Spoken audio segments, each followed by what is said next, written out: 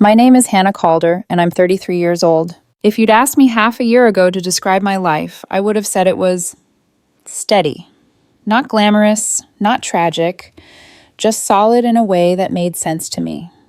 I worked in portfolio analysis for a mid-size investment firm, made a comfortable six-figure salary, and lived in a two-bedroom apartment with a dishwasher that kicked on automatically at 12:01 a.m. to catch off-peak power rates. Every Sunday at 5 p.m., my budget spreadsheet updated itself. Color-coded, formulas locked, projections tucked neatly into hidden tabs. That sheet was my ballast. As long as it balanced, I felt like my life did too. And at the center of that steady life was my fiancé, Trent Lawson. Trent was the kind of person people noticed when he walked into a room. Corporate lawyer, sharp suits, that easy charisma people in his field seemed to cultivate like a second degree. He called himself ambitious. His friends called him on track. I called him my future husband. We'd been together almost 3 years, engaged for 5 months. We met at a conference when I was 30 and he was 31. He worked in corporate law. I worked in finance. We joked that between the two of us, we could bore any dinner party to death with acronyms and compliance regulations. We clicked fast, same dry sense of humor, similar middle-class backgrounds, both wanting marriage and kids. After a year, we moved in together. Last spring, he took me to a rooftop restaurant, pulled out a ring that flashed under the string lights, and asked if I would marry him. I said yes, with my whole chest. We set a date for next October. The Pinterest boards multiplied. The shared folder of quotes and invoices thickened. On paper, everything was perfect. But about 2 months ago, something shifted. Not all at once. More like hairline cracks in glass. Tiny, almost invisible, until one day you realize the whole pane is under strain. It started with comments about my career. "Don't you ever think about going for VP?" he'd say, almost casually, scrolling through LinkedIn on his phone. "You're so good with analysis, you could be leading a whole division by now." "I like not living as the office," I'd answer, half laughing. "I already work late 3 nights a week." "Sure, but don't you want more?" He'd say it with this little frown, like my contentment personally offended him. Other times, it was about my social circle. "Most of my friends' partners are in senior roles now," he'd mention, sipping his drink at some networking thing. "Directors, founders, surgeons? You're comfortable. It's just different." Nothing overtly cruel, just these little digs that piled up like dust in corners. You don't notice until one day you step wrong and it all kicks up in your face. I told myself he was stressed. Big case at work. Too much time around people who measured their worth in job titles and bonuses. I tried not to take it personally. 3 weeks before everything blew up, we went to his friend Vanessa's engagement party. Big event. Lots of Trent's law school crowd. The music was expensive. The champagne was expensive. The floral arrangements looked like they had LinkedIn profiles. When we walked in, Trent's hand was warm on the small of my back. He was in his element, gliding from conversation to conversation. At one point, he steered me toward a couple he wanted to impress, some partner at a firm he admired and his impeccably dressed wife. "Hey," I said with my practiced polite smile. "I'm Hannah, and this is my fiancé, Trent." The word still tasted sweet in my mouth, fiancé. Later, in the car, he brought it up. "Can you not do that?" he said, eyes fixed on the road. "Do what?"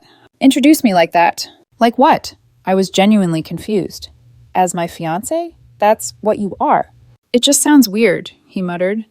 "Like you're announcing it, claiming something." "We're engaged," I said slowly. "That's kind of the point." He shook his head, jaw tight. "Forget it, I'm just tired." I let it go, filed it under long night and too much champagne. But something in the way he said claiming lodged in my chest like a splinter. 2 nights later, we were at dinner with some of his colleagues, old law school friends, people he'd known for years.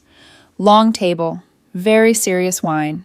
Everyone asked each other the same polite questions they always do in those circles. "So, how do you two know each other?" one of them asked, smiling at me. I smiled back, feeling that small fizz of pride I always did. "Trent is my future husband," I said. "We're getting married next October." The table went quiet for half a beat, then the conversation rushed on like nothing happened. But I saw Trent's face. It went tight, like someone had just handed him a bill he didn't want to pay. On the drive home, he exploded. "I asked you not to introduce me like that," he snapped, fingers clenched around the steering wheel. "Like what?" I said, my stomach dropping even though I already knew. As your future husband. That's literally what you are, Trent. He laughed once, humorless. It makes me look like I settled. For a second, I thought I'd misheard him. The word settled echoed in my head like a dropped glass. You think marrying me makes you look like you settled? I asked quietly. That's not what I meant, he said quickly. You're twisting my words. You just said introducing you as my future husband makes you look like you settled. How else am I supposed to take that? He exhaled sharply. I'm saying you don't have to be so public about it. My friends are all marrying doctors, executives, founders. You're fine, Hannah. You're good at what you do, but you're not ambitious like them. When you put a spotlight on it, it just highlights the difference. Highlights that you're marrying someone you consider beneath you, I said. My voice sounded very far away, even to me. I didn't say beneath me. You said I make you look like you settled, I replied. Same thing. He went quiet, no apology, no taking it back. Just, I'm tired, and then silence all the way home. He went to bed. I sat in the living room in the glow of the TV I never turned on, staring at the paused reflection of my own face in the black screen. I thought about every little comment. Don't you want more? My friends' partners are all, you could be VP by now. You're comfortable. You're fine. Fine. The word people use when something is technically functional, but no one actually wants it. Around midnight, I closed my laptop and opened it again. Not to my budget spreadsheet this time, but to Trent's calendar and the shared email folder where all the RSVPs lived. I pulled up every event he'd added me to over the next few months. His friend's wedding shower, a firm gala, his college roommate's birthday, brunches, dinners, networking things where I was apparently the accessory that made him look like he'd settled. At each one, my name sat next to his as a default +1. I went through them one by one and removed myself. Sent polite emails to hosts saying I wouldn't be able to attend, apologizing for the late notice. Kept the tone breezy and professional, nothing dramatic, just no longer available. Then I did something else. I opened a new message and typed in a name, Melissa Grant, Trent's best friend. We'd always gotten along. She was sharper than most of his circle, less enamored with the performance of success. Hey, Melissa, I wrote. I could really use your help with something for Sunday's brunch. She was hesitant at first, until I told her exactly what Trent had said to me in the car. Settled. Embarrassing. Not ambitious enough. By the time I finished typing, my hands were shaking, but not from fear, from clarity. Melissa replied 10 minutes later. That's not okay. Tell me what you need. We made a plan. The brunch was at one of those trendy bottomless mimosa places Trent's crowd loved. Before everyone arrived, there would be an envelope waiting at his seat. Inside, a letter from me and a cancellation confirmation from our wedding venue. The next morning, Trent acted like nothing had happened. He moved around the kitchen, talking about color schemes and guest lists like he hadn't told me I made him look like a consolation prize. Did you confirm our RSVP for Sarah's shower? He asked, pouring coffee. About that, I said. I canceled mine. He froze. What? Why? Because you're embarrassed to introduce me as your fiancé, I said calmly. So I figured you'd rather go solo. Avoid the whole settled thing. His jaw worked. Hannah, don't be ridiculous. I'm not, I said. I'm respecting your wishes. He stared at me, uncomprehending. You're really not coming Sunday? No, I said, but you should. You'll have something waiting for you. He frowned. What's that supposed to mean?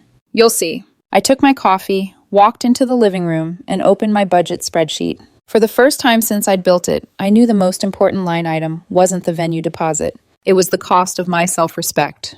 If Trent sensed anything was off that weekend, he didn't show it. Or maybe he did. Little flashes of unease behind his eyes, the kind people get when the ground shifts beneath them and they can't tell why.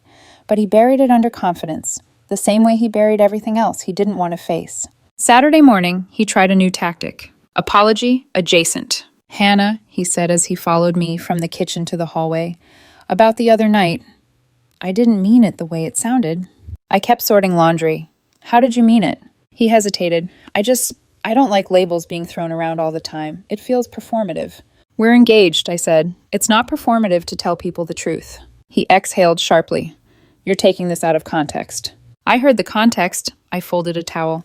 You think I make you look like you settled. His face tightened. You're twisting my words again. So clarify them, I said quietly.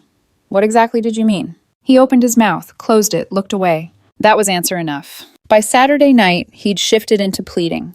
He followed me to the couch with that strained gentleness people use when they're trying to erase their own cruelty. Hannah, please, can't we just go to the brunch tomorrow and put this behind us? No, I said without looking up from my laptop. He sat down beside me. Then at least come with me. It'll look weird if you're not there. There it was, the real concern. How things look. He rubbed his forehead. That's not what I meant. It's exactly what you meant. He didn't speak after that. We went to bed in silence. But I didn't sleep. I lay awake staring at the ceiling, feeling the slow unfurling of something inside me. Resolve, maybe, or freedom. It was like realizing the door had always been unlocked.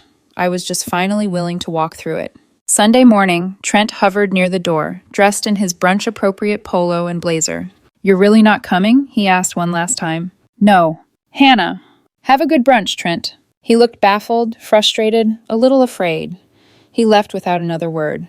The moment the door clicked shut, my chest loosened. At 11:10 a.m., my phone buzzed. Melissa, he's here. Envelope is in place. At 11:15 a.m., it buzzed again. Melissa, he opened it. At 11:16 a.m., Melissa, Hannah, his face. He went completely white. I stared at the screen, pulse steady.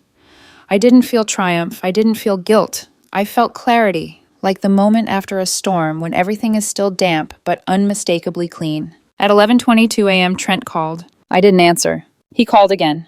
And again. At 11:30, Melissa texted one final time. Melissa, he left the brunch, just walked out. He's on his way to you. I had already made tea and was sitting in the living room when I heard keys fumbling at the door. Trent burst inside, the envelope crushed in his hand.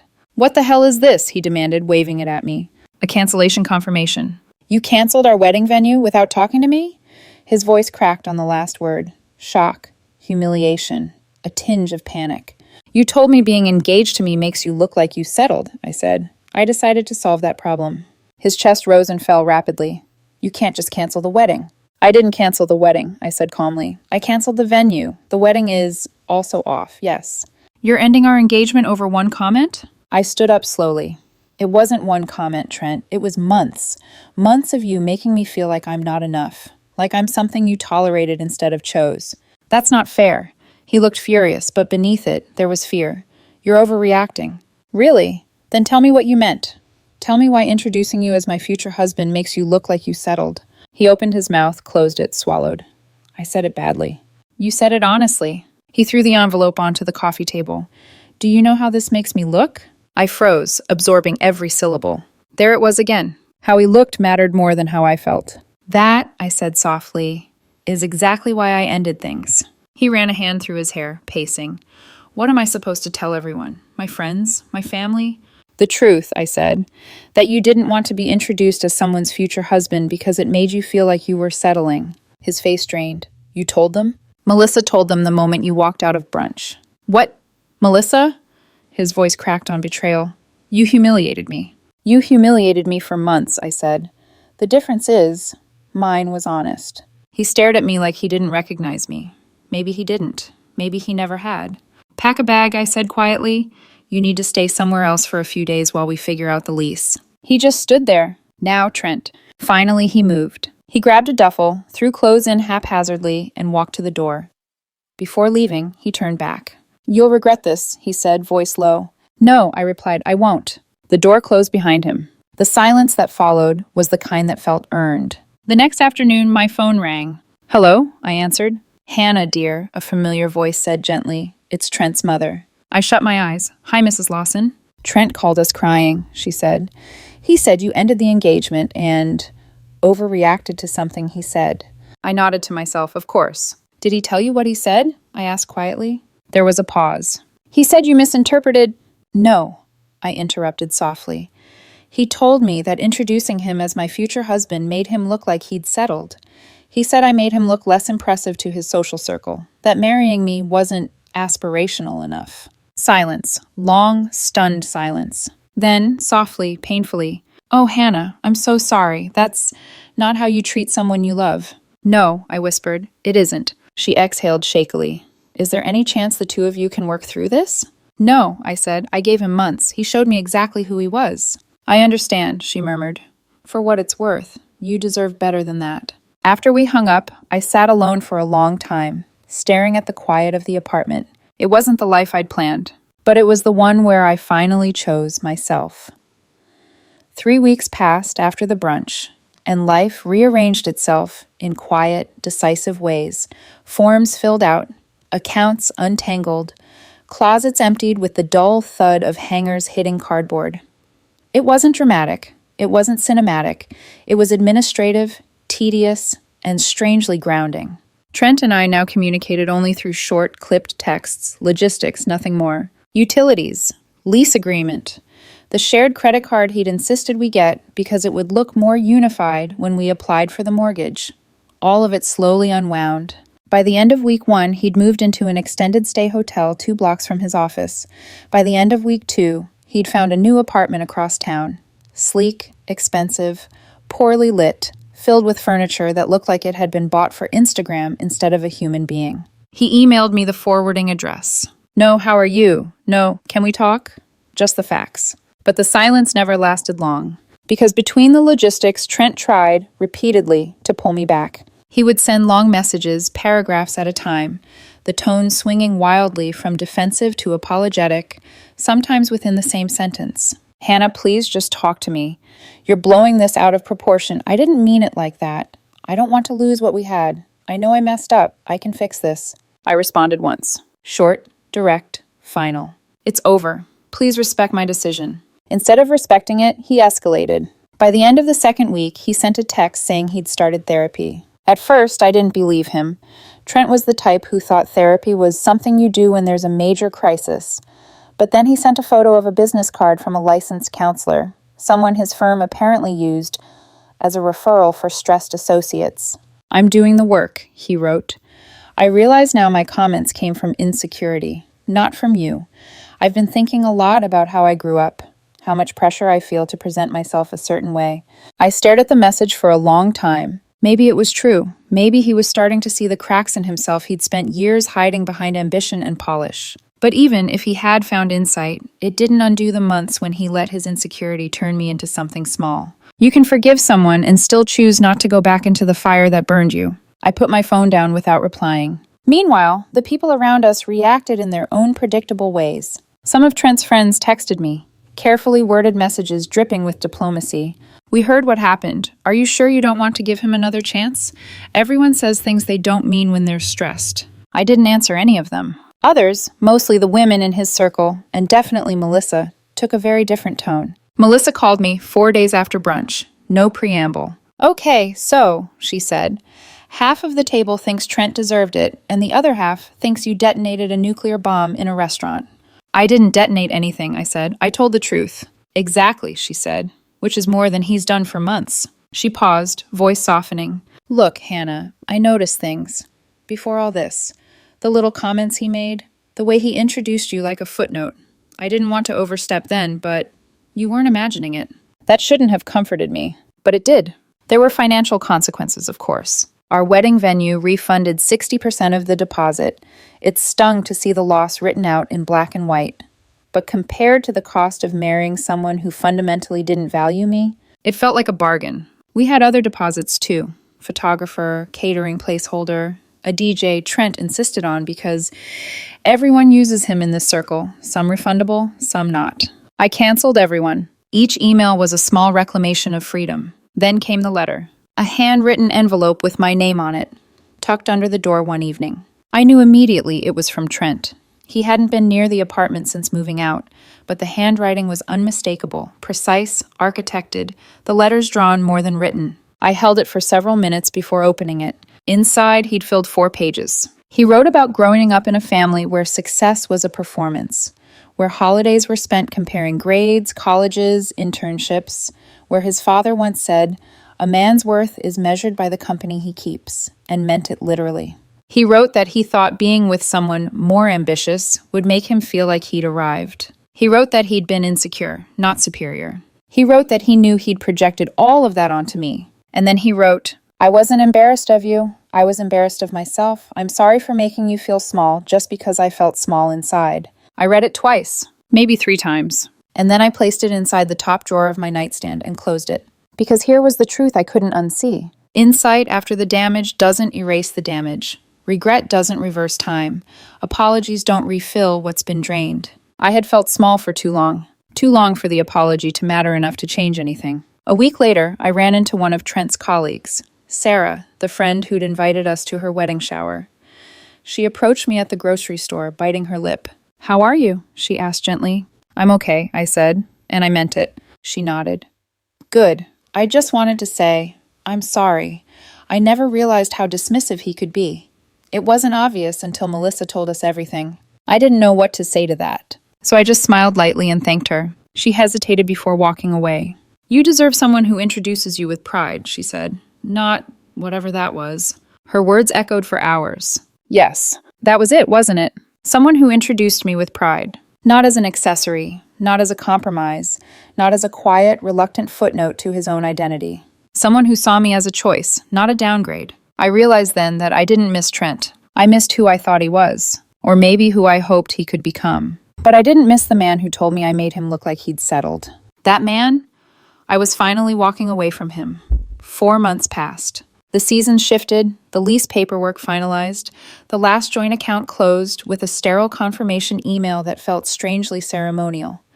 All the invisible threads that had tied Trent and me together, shared plans, shared calendars, shared future tense, were snipped one by one until nothing remained but the echo of what we'd almost become. He moved out completely 6 weeks ago. I hadn't seen him since. Not properly, not intentionally. But life has a way of offering small tests when you least expect them. It happened on a Thursday morning, early enough that the coffee shop was quiet, but late enough that the street outside was already humming. I had just ordered my usual, a flat white with oat milk, no sugar. I stepped to the side of the counter, scrolling through an email from my boss, when a voice behind me said my name. Soft, uncertain, almost disbelieving. "Hannah?" I turned. Trent stood there. For a moment, the entire world compressed into a pinpoint. Then it snapped back into place. He looked different. Not worse, but weighed down. His hair was slightly overgrown, his eyes tired in a way that no amount of grooming could hide. He wasn't wearing one of his crisp, starched shirts, just a sweater and jeans that looked like he'd grabbed them without thinking. He wasn't polished. He wasn't performing. He was human. "Hi," I said, calm and steady. He swallowed. "You look good."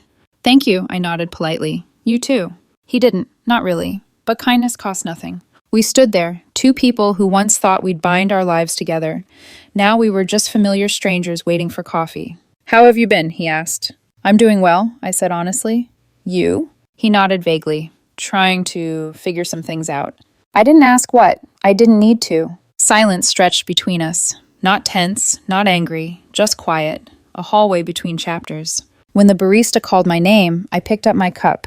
"Well," I said, giving him a small, warm nod. "Take care of yourself, Trent." His eyes flickered, something soft, something regretful, something he wasn't ready to speak aloud. "You too," he murmured. I walked past him and out the door, sunlight warming my face. I didn't look back. And that was the moment I knew I was really, truly free. That afternoon, he texted me. "It was good to see you. You look happy. I'm glad." I stared at the message for a moment, then locked my phone without replying. There was nothing cruel about not answering, nothing petty. It was simply done.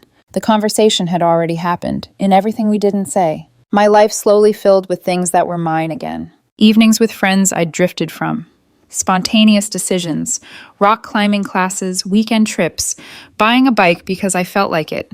I remembered what it felt like to move through the world without adjusting myself to someone else's ambition, someone else's expectations. I remembered what it felt like to breathe fully. The biggest change wasn't the breakup. It was the absence of constant self-questioning. Trent's voice had stopped echoing in my head. "You could be doing more. You could be aiming higher. You're fine, but..." Now the only voice left was mine, and she was gentler. A few weeks after the coffee shop encounter, I met my brother for lunch.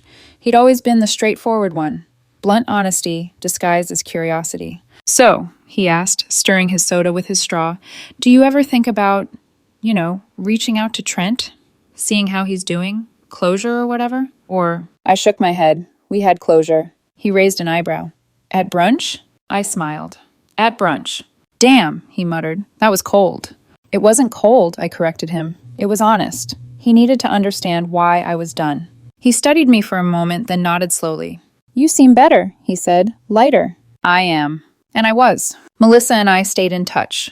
Every so often, she'd send a message or call after grabbing drinks with some mutual acquaintance. One night she texted me, Ran into Trent tonight. He asked about you. I didn't reply immediately. Another message came. I told him it's not his business anymore. You had someone good and you made her feel small. Let her move on. I didn't realize how much I needed to hear that until I read it. For all of Trent's flaws, he had good people in his orbit, people who wanted him to grow, even if it meant acknowledging the damage he'd done. As the 4th month passed, I found myself reflecting not on the pain, but on the pattern. Trent's settled comment wasn't an isolated wound. It was a revelation. A crack that showed me the structure beneath. He had built an image of what his life should look like, and I didn't fit the mold. Instead of questioning the mold, he tried to reshape me, or hide me, or diminish me so I'd take up less space in his carefully curated world. And I had slowly started shrinking to fit. That scared me more than anything he said. Because that wasn't love, that wasn't partnership, that wasn't a life. I wasn't meant to be anybody's silent proof of ambition. I wasn't meant to be introduced with hesitation or apologized for or folded neatly into a narrative where I was fine but not impressive. I was meant to be chosen, fully, proudly, deliberately, by someone who saw my steadiness as strength, not a downgrade. Someone who saw my contentment as confidence, not lack of ambition. Someone who saw me. I'm Hannah Calder, 33, single, and living in an apartment that's finally all mine. And I have learned, deeply, irreversibly, that being alone is infinitely better than being with someone who makes you feel small. The truth is simple. Trent didn't settle by choosing me. He never deserved me.